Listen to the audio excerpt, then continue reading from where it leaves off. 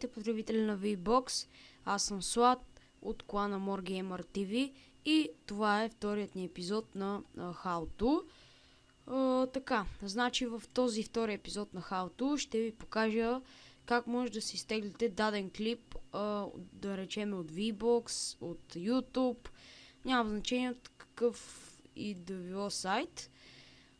Така, да кажем, аз искам да си изтегля ето този клип. Нереален байкър кара по стена, да кажем. Значи за целта ще ви трябва програмата Vladder. Така, значи ще поставя долу в описанието програмата, която става за Windows XP и за Windows 7, защото тази не става за XP, а само не става, извинете ме, за 7, а само за XP и Windows 2000, така. Значи, за това, както казах, ще ви трябва тази програмка. Тя е доста малка, не е въобще тежка, мегабайт и 77, не е въобще тежка програмката. И така, да кажем, ето този клип съм си избрал. Нереален байкър кара по стена. Така. Значи, копирате линка и влизате в програмката.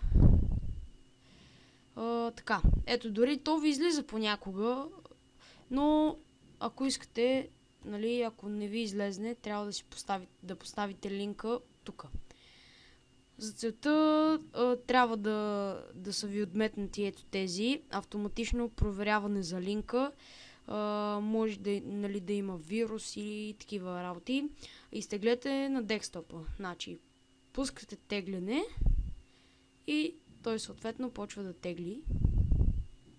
Ще го паузирам съответно докато се изтегли и ще го пусна като.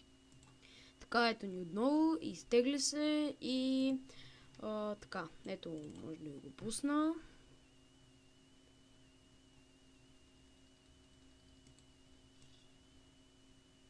Ето го клипчето. Това е урока, надявам се да съм ви бил полезен. Така, аз ще започна, също така да кажа, че ще започна поредица на Mirror's Edge ще започна поредица на Mirror's Edge.